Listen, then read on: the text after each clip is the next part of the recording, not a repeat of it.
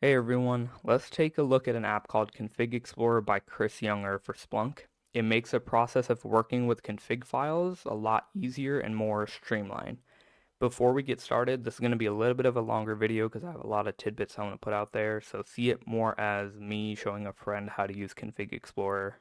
It's not going to be as concise as my other videos, but there will be a lot of useful information in here, I promise. This is the app on Splunk base. Make sure you look at the details in the docs for the app before you start using it just so you're comfortable with it, but this is where you go in and download the app from.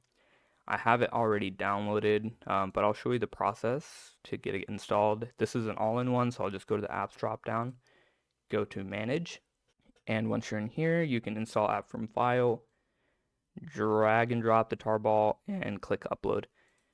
Once you do upload it, you don't need to restart it. The icon won't show up here, but apart from that, you don't need to restart to use the app. So we'll go ahead and head into the app. This is what the app looks like. When you initially go in, one thing you do need to do is go into settings and change this. It'll be set to false for you. You can change that to true. That allows you to write files to the file system, and you can close that. So from here on out, just keep note that you should limit the permissions on the app to only people that really should be accessing it, only people that should be making edits to the file system itself, because you do have pretty much direct access to the file system. Another thing to keep in mind, you should have a good understanding of Splunk configs and precedents and all that kind of stuff, because you're making config changes that could potentially break the installation. So just make sure you have a good understanding of that before you start playing around with it. So the best idea is probably deploy this on a dev environment or a test box or something before you put it on anything critical. And the documents kind of do talk about how to lock it down a little bit. So read that as well. But once you make that settings change, that's pretty much it for the install. You are good to go. So let's take a look at some features here. So on the left side, we have this Explorer, a bunch of buttons up here you should check out.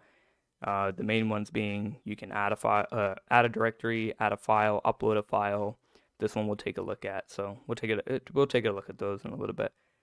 First, we'll go to system local, add some configs in here. Obviously not best practice was a test machine, so I'll just leave it in here. We can open up the configs in different tabs. So now we have both of these opened up. And the main thing you'll see is, oh, it has syntax highlighting, which is cool. So with the syntax highlighting, we can also hover over any of the configs. So like this parameter, and it gives us the spec file kind of output indicating the information from the spec file. So we don't really have to go into like Splunk docs or the spec file itself to get any of this contextual information that we need. So in addition to this, if let's say we were to go make a new stanza for main, and we can start typing max, total, and with the contextual information is pulling parameters that are expected for the stanza. So I can tab complete that, and I can set this to 500, let's say for now. So, and you'll see this little green icon, which that's indicating some precedence information. So the green on this file is indicating that this is a file that the config is being grabbed from. There's no other files taking precedence.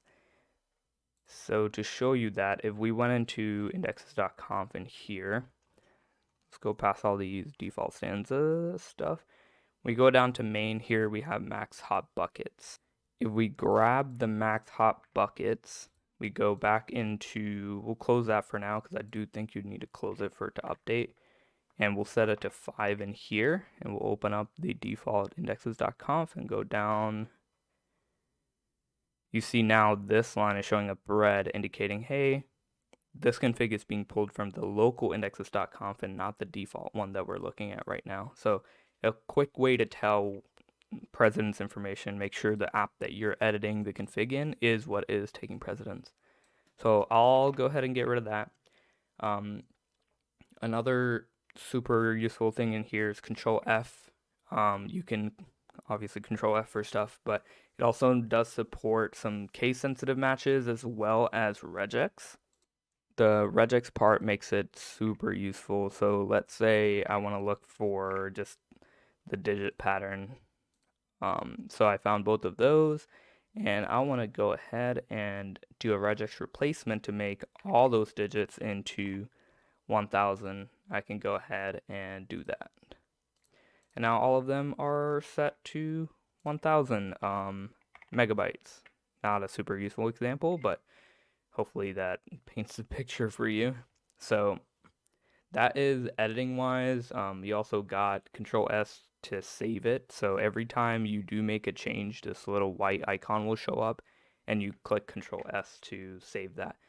And when you want to close a tab, you don't have to click the X, which is similar to what happens up here. If you want to close a tab, you can click the middle mouse like scroll wheel in.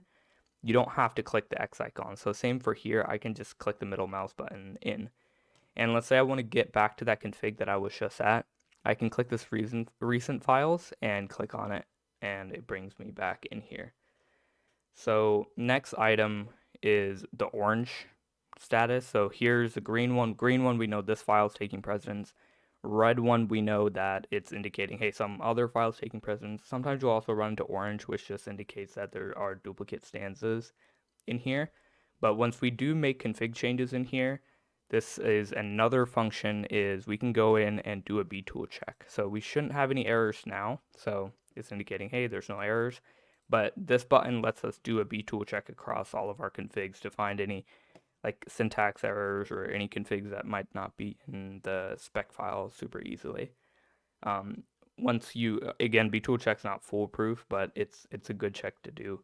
Once you do a Btool check, most people do just go ahead and restart Splunk to make the config updates, but Config Explorer gives us easy access to debug refresh.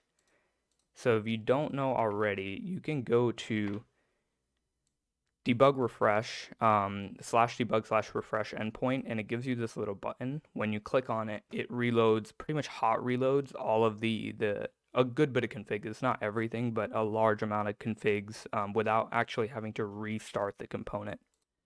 And Config Explorer just gives us the button up front here, so we can click this and it'll go through the whole list of endpoints that it has and reload it. But another cool function of this is we can click on the config file. So here we're in indexes.conf.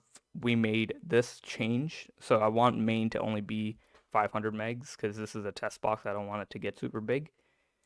Once I save it, I can right click it and click debug refresh indexes.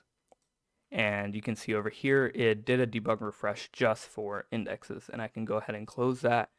I'll go to settings, go to indexes, and see if the change applies here.